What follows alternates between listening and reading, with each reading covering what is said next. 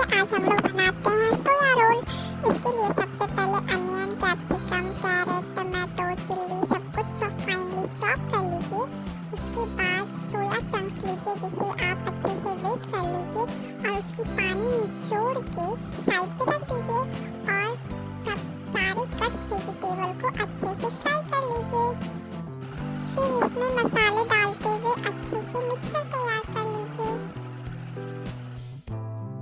जब तक ये मिक्सचर तैयार हो रहा है तब तक सोया चंक्स को रैंडमली छोटे बड़े टुकड़े में काट लीजिए।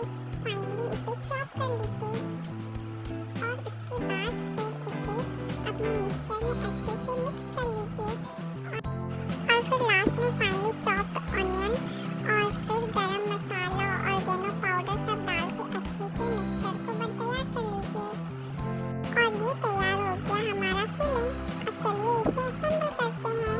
तो उसके लिए एक रोटी लीजिए और उस पर सॉस डालिए। मेरे पास पिज़्ज़ा पास्ता सॉस है तो मैं ये डाल रही हूँ क्योंकि ये मुझे पसंद है।